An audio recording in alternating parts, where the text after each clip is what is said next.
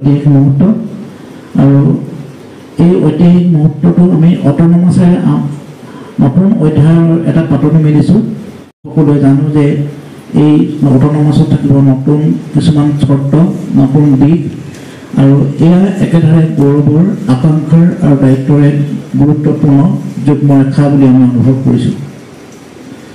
Autonomous মানে কেৱল শিৰোনামৰ পৰিৱৰ্তন নহয়, এইটো হৈছে স্বচিন্তা, স্বনিৰ্দেশনা আৰু গোটগত বিভিন্ন দিশ উত্তৰণৰ এক ঐতিহাসিক সুযোগ বুলি আমি অনুভৱ কৰিছোঁ। যিগৰাকী নতুন পৰিচালনা সমিতিৰ সভাপতিৰূপে আহিছে, এগৰাকী বিজ্ঞ লোক, আৰু এইগৰাকী মহান ব্যক্তিৰ পৰিচালনা সমিতিৰ সভাপতি নেতৃত্বত আমি আগবাঢ়িম। কিন্তু মূল চালিকা শক্তি হ'ব আমাৰ সন্মুখত থকা আপোনালোক অধ্যাপক অধ্যাপিকাসকল আৰু কৰ্মচাৰীসকল আৰু ছাত্ৰ ছাত্ৰীসকল সকলোৱে আমাৰ সতে থাকিব। আপোনালোকৰ যিটো চিন্তা, যিটো চেষ্টা, আগন্তুক দিনবোৰত শিক্ষাৰ গুণগত মান উন্নয়ন, পাঠ্যক্ৰমৰ আধুনিকৰণ আৰু ছাত্ৰ ছাত্ৰীসকলৰ সামগ্ৰিক বিকাশৰ বাটটো আপোনালোকে মুকলি কৰাত আমাক সহায় কৰিব। স্বায়ত্ত শাসন পোৱাৰ অৰ্থটো হৈছে আমি আমাৰ নিজৰ পাঠ্যক্ৰম নিজৰ মতে আমি কৰিবলৈ চেষ্টা কৰিম। সময় উপযোগী, স্থান উপযোগী আৰু স্থানীয় সম্পৰ্কীয় পাঠ বিষয় আমি অন্তৰ্ভুক্ত কৰিবলৈ চেষ্টা কৰিম। সেই কথাখিনি আমাৰ নতুন পৰিচালনা সমিতিয়ে আমাক সহায় কৰি দিব। উদ্যমশীল, উদ্ভাৱনশীল আৰু শৈক্ষিক সংস্কৃতি কেনেকৈ গঢ়িব পাৰিম, অকল পৰিচালনা সমিতিখনে নহয়, আমাৰ পৰিচালনা সমিতিখনে মই যদিও সম্পাদক হিচাপে থাকিম, কিন্তু আপোনালোকে মোৰ সন্মুখত থকা আপোনালোকে আচল ভূমিকা পালন কৰিব লাগিব। আৰু ইয়াৰ লগে লগে আহিব ছাত্ৰ ছাত্ৰীক আমি কেনেকৈ উন্নত গুণগত শিক্ষাৰে শিক্ষিত কৰিম, নিয়ম, ন্যায় আৰু স্বচ্ছতাৰ মানদণ্ডত কেনেকৈ আমি প্ৰতিষ্ঠা কৰিব পাৰিম। আৰু আটাইতকৈ ডাঙৰ কথা হ'ল সম্প্ৰীতি। আমি যে আজি যোৱা 10 বছৰ মই অধ্যক্ষ হিচাপে আছোঁ, আৰু বহুতে মোক অধ্যাপকে কয় যে আমি ইমান এটা সুন্দৰভাৱে পৰিয়ালটোৱে ইজনৰ দুখ হ'লে আমি মূৰ পাতি লওঁ, ইজনৰ সুখত আমি আনন্দ ভাগ কৰোঁ, যে এই যে এটা সুন্দৰ যিটো পৰিৱেশ, এই পৰিৱেশটো যোৱা 10 বছৰ আমি পাইছোঁ, যিহেতু মই 10 বছৰ অধ্যক্ষৰ দায়িত্বত আছোঁ। আৰু এই সময়খিনিত মই নিজে অনুভৱ কৰিছোঁ সম্প্ৰীতি, সহযোগিতা আৰু বিশ্বাসৰ এক যৌথ ভৱিষ্যত গঢ়ি তোলাৰ কাৰণে আমি প্ৰত্যেকজনে কাম কৰি আহিছোঁ। মোৰ অতি আদৰৰ শিক্ষাগুৰুসকল, উপস্থিত কৰ্মচাৰীসকল, প্ৰথমতে ঠিকেই লাগিছিল, কিছুমান কথাৰ পৰা মই আচলতে নিজকে আঁতৰাই ৰাখোঁ। মানে মই নাকত যাওঁতে গম পাইছোঁ ভাৰতৰ কেইবাখনো A+ গ্ৰেড পোৱা বিশ্ববিদ্যালয়ে সেই কামটো কৰি আছে। তাৰমানে গ্ৰুপ এটা কৰি দিয়ে, পেপাৰখনত যদি 5টা ইউনিট, 5টা ল'ৰাক চিলেক্ট কৰে, সিহঁতৰ মাজতে চিলেক্ট কৰে, এইটো ইউনিট তই পঢ়াবি, এইটো ইউনিট তই পঢ়াবি। তাৰ ফলত কি হয়, মাষ্টৰে পঢ়োৱাতে সিহঁতে নিজৰ মাজত ডিছকাছ কৰিবলৈ পাই যে, মানে বেছিকে জানে। আৰু যিকেইটা ল'ৰাই পঢ়ায় সিহঁতৰ কনচেপ্টটো বহুত ক্লিয়াৰ হয়, ফলত য'তে ত'তে ভাগ মানে একদম দীঘলকৈ উত্তৰ দিব পাৰে। গতিকে সেই সুবিধাটো থাকে। আপোনালোকেও জানে যে ৰিচাৰ্চ পেপাৰ এখন, ছেমিনাৰ এখন দিলে নিজৰ কনচেপ্টটো কিমান ক্লিয়াৰ হয়, হয় নহয়? গতিকে তেনেকুৱা ধৰণৰ আবল তাবল দেখি আছে। গতিকে এনেকুৱা ধৰণৰ কৰিলেই হ'ব। গতিকে আমাৰ UG বৰ্ড, PG বৰ্ড এইবোৰ থাকিব, ৰিচাৰ্চ কমিটি থাকিব, গাইডেন্স দিবই, আৰু তাৰ মাজত কিন্তু ইন'ভেশ্যনটো আপোনালোকে আনিব লাগিব, যিটো শইকীয়াই আমাৰ নতুন অধ্যক্ষই কৈছে। আৰু অন্য বহুত কথা ক'লে, এই নম্বৰখিনি আমি কিয় নাপাম, কিছুমান নম্বৰ নাপাওঁ। আপোনালোকে দেখিছে 350 একেধৰণে আমাৰ ইভেলুৱেশ্যন হেৰিটোত টিচাৰ্ছৰ কলেজৰ উঠাবলৈ বহুত ভাল আছিলে। আৰু কিন্তু আত্মসন্তুষ্টি নল'ব, এই পালোঁ মানে অহাবাৰকে এই পাম বুলি ভাবি নাথাকিব। ডিব্ৰুগড় বিশ্ববিদ্যালয় দেখিলে ন, এইবাৰ ক'লৈ গ'লগৈ, তেনেকুৱা চান্স কিন্তু বহুত আছে। সেইটোৰ একমাত্ৰ কাৰণ হৈছে আত্মসন্তুষ্টি, মহিলা আৰু আত্মসন্তুষ্টি। হ'ব আজি দেওবাৰ বেলেগ ধৰণৰ আছিল, আৰু আজিৰ ধৰণৰ কামবিলাক অলপ বেলেগ ধৰণৰ হৈছে। গতিকে জয়তে মই তেখেতলৈ আমাৰ আন্তৰিক শ্ৰদ্ধা আৰু ধন্যবাদ জ্ঞাপন কৰি সকলোলৈকে যথাযোগ্য সন্মান যাচি, আৰু মোৰ সন্মুখত বহি থকা মহাবিদ্যালয়ৰ শিক্ষক, কৰ্মচাৰী, ছাত্ৰ ছাত্ৰী, অতিথিবৃন্দ সকলোলৈকে মই সন্মান যাচি এইখিনিতে আপোনালোক সকলোৱে মিলি এই অভাজনক যি এটা দায়িত্ব অৰ্পণ কৰিলে, এতিয়া মই বুজি পাইছোঁ যিটো দায়িত্ব অৰ্পণ কৰিলে, খুচৰি খুচৰি কেনেকৈ বিচাৰি আনিলে, ক'ত পালেগৈ, ক'ৰ পৰা আহিলে, কেনেকৈ আহিল, কিন্তু কিয় আহিল মই এতিয়া অনুমান কৰিছোঁ। গতিকে আজি মই বিশেষ একো নকওঁ আপোনালোকৰ পৰা শুনিম, অন্ততঃ ৩-৪ বাৰমান আপোনাৰ লগত আমি কথা পাতিম আমাৰ কলেজখনৰ বিষয় লৈ। তাৰ পাছত আমি এটা দিশত এটা বা দুটা বা তিনিটা কি দিশত আগবাঢ়িম তেতিয়া আমি সিদ্ধান্ত ল'ম। আমি কি ভাবি আছোঁ, সকলোৱে একেলগে কি ভাবি আছোঁ, আৰু কেনেকুৱা ধৰণে আগবাঢ়িলে আমি ভাল হয়, ছাত্ৰ ছাত্ৰীয়ে কেনেকৈ ধৰণে আগবাঢ়িলে আমি ভাল পাওঁ, আমি কেনেকৈ ধৰণে তেওঁলোকক আগবঢ়াই নিলে তেওঁলোকৰ সুবিধা হয়, সেইখিনি সকলোখিনি কথা আমি বিতংভাৱে আলোচনা কৰিম। কৈছে তেখেতলোকৰ পৰিয়ালৰ পৰা আগবাঢ়ি অহা কলেজ আহি ইয়াত পাইছেহি, এই ধৰণৰ ইত্যাদি ইত্যাদি কথা, তেখেতলোকৰ সমাজৰ প্ৰতি ভূমিকা কি, শিক্ষানুষ্ঠানৰ প্ৰতি ভূমিকা কি কি কৰিছে জানে, আৰু তেখেত এজন চাৰ্টাৰ্ড একাউণ্টেণ্ট। আৰু কাষত এফালে বৰকটী কিতাপত বেংকৰ কামখিনি শেষ কৰাই পেলাই আজৰি হোৱাৰ পিছত আপোনালোকক কলেজৰ গভৰ্ণিং বডি অট'নমাছৰ চৰকাৰে এজন মেম্বাৰ কৰি দিলে। গতিকে যিটো ষ্ট্ৰাকচাৰ কৰি দিছে, এইটো আমাৰ আগৰ প্ৰেচিডেণ্টৰ নামটো মানে অভিমন্যু চক্ৰবেহু,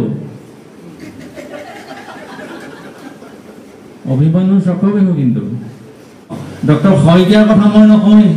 শইকীয়া হাঁহেউৰাজি মাহেউৰাজি কি আছে, 2 বছৰৰ পিছত ৰিটায়াৰ হ'ব, প্ৰিন্সিপাল হৈ গুচি যাব, তেখেতৰতো কোনো হেৰি নাই, তেখেতৰতো কোনো আজিলৈকে ডক্টৰ শইকীয়াৰ নামটো তললৈ যোৱা নাই। ডিব্ৰুগড় কলেজত শিক্ষকতা আৰম্ভ কৰি আগৰ জীৱনৰ কথা আপোনালোকে জানেই, শিক্ষকতা আৰম্ভ কৰি সাংবাদিকতা আৰম্ভ কৰি মাজুলী পালেগৈ। মাজুলীত কি কৰি আহিলে, কলেজ কি কৰিলে, কি মাজুলী কলেজ কি কৰি আহিলে খবৰ ৰাখিছে যে আপোনালোকে জানে, আমি জানো। পিছলেশ্বৰ অভ্যাস শইকীয়াদেৱৰ নাই, শইকীয়াদেৱক সহায়ৰ হাত নবঢ়োৱা মানুহ নাই, বিমুখ কৰা মানুহ নাই, ক'তো নাই। কাৰণটো এটাই, মই এনেকৈ কৈছিলোঁ, তেখেতে কিতাপখন ইনাগুৰেট কৰাইছিলে যে সপোন খেদি ফুৰাৰ আনন্দ, সেইখন মোৰ ঘৰত পৰিছিলে। সেই সপোন খেদি ফুৰাৰ আনন্দ শইকীয়াদেৱে যিবোৰ সপোন খেদিলে আজিলৈকে নিজৰ কাৰণে এটাও খেদা নাই, নিজৰ কাৰণে আগতেই খেদিলে। মানে হাইস্কুলত পঢ়াৰ পৰা আৰম্ভ কৰি নিজক এষ্টাব্লিছ কৰালৈকে যিবোৰ সপোন খেদিলে, তাতে তেখেতে তিতা মিঠা জ্বলা টেঙা সকলো পাই সপোন ল'লে। তাৰ পিছত যিখিনি সপোন খেদিছে নিজৰ কাৰণে, কিন্তু তেনেকৈ হ'লে নহ'ব চাগে কথাবিলাক। আৰু এতিয়া আমি এইফালে বহি আছোঁ, আমি এইফালৰ পৰা এইফালে বহিব পাৰোঁ, আপোনালোকৰ 10জন এইফালে আহিব পাৰে। বাগি মাৰি দিলে সমস্যাটো নাযায়।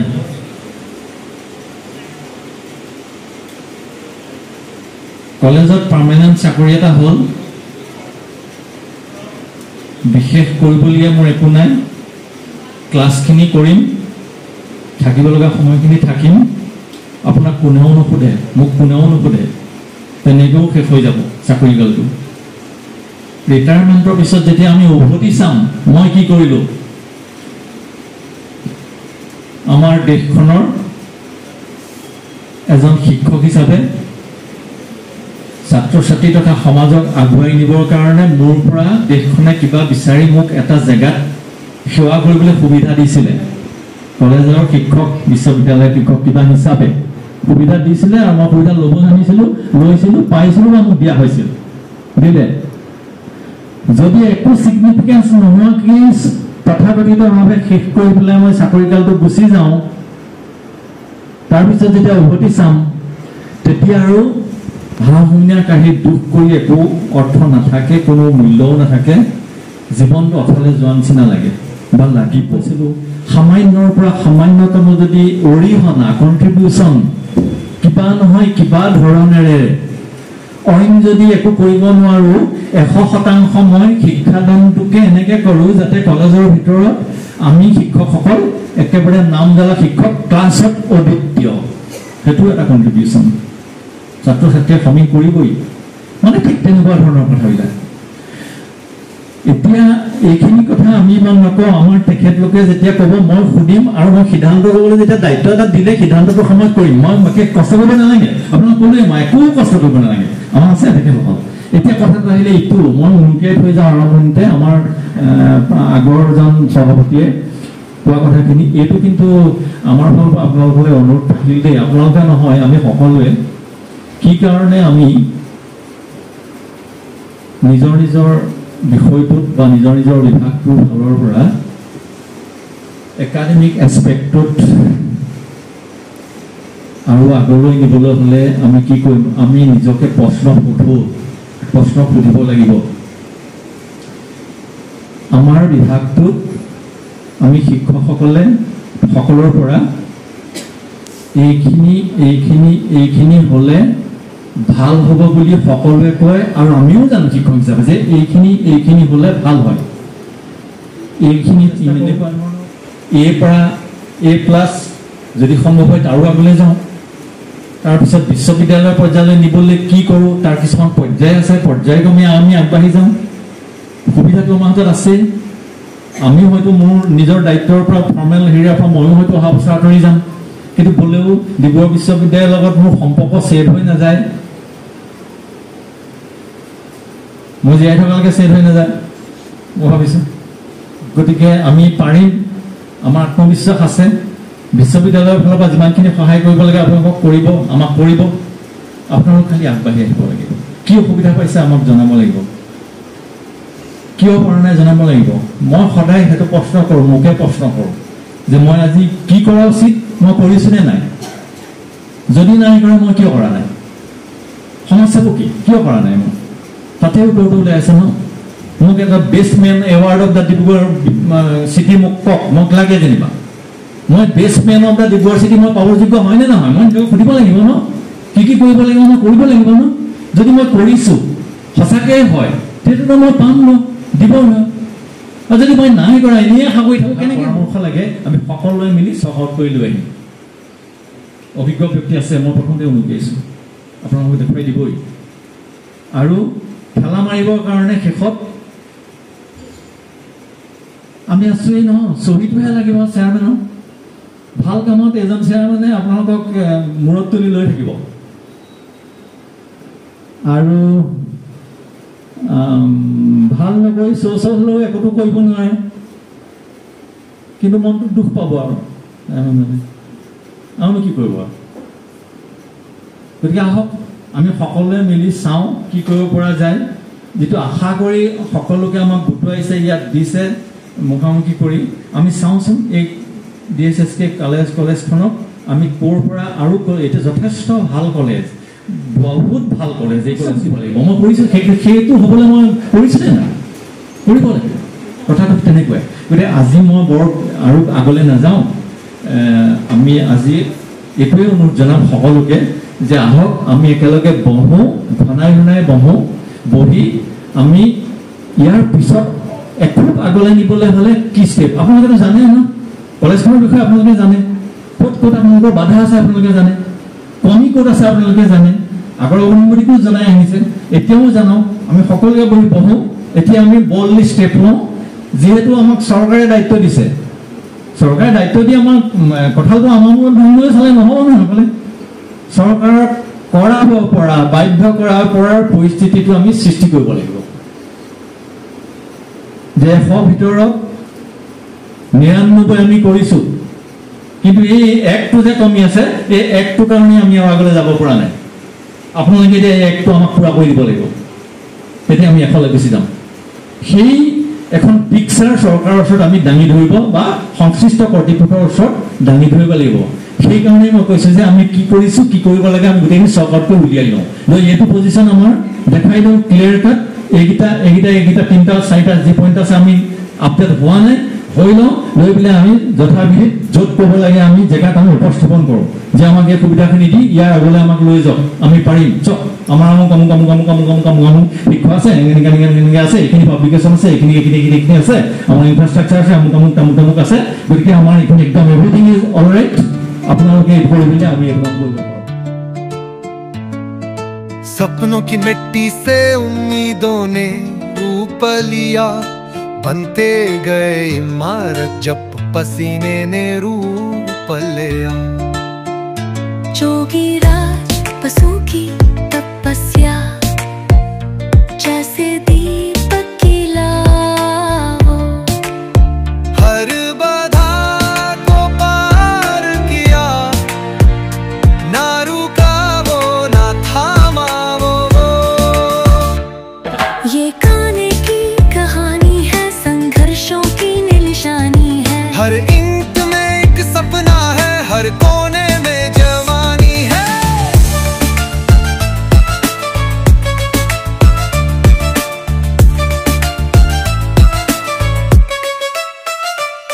डिब्रूगढ़ की धरती से उड़ा स्वप्नों का कारवां, स्वायत्तता की रोशनी में गूंजे बयान तगा।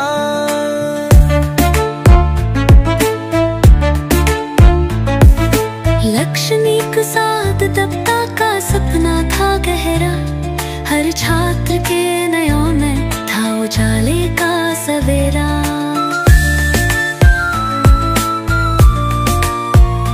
अश्विनी चरण की हसरत थी, बनने ये एक दी। प्यान की गंगा बहे, हो न कोई संकीर्ण सीप।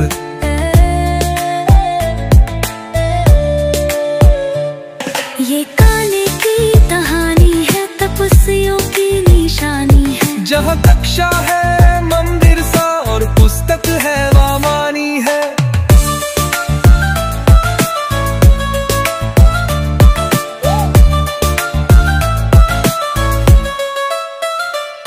डिब्रूगढ़ से चला था जो बना विश्वास का जहाज, हर लहर में सीखा जिसने संघर्ष का अंदाज।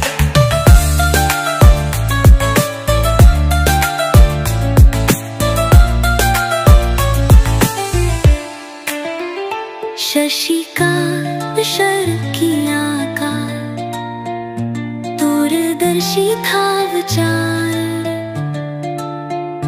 विश्व के मानचित्र में गाने बने एक अवतार।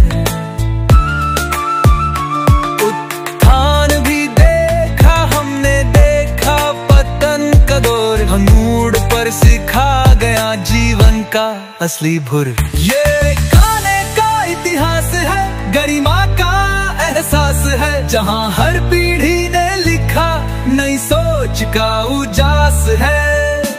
चलो झुकाए शीश आज उस मेहनत के नाम, जिन्होंने बनाया गाने को ज्ञान का पावन धाम।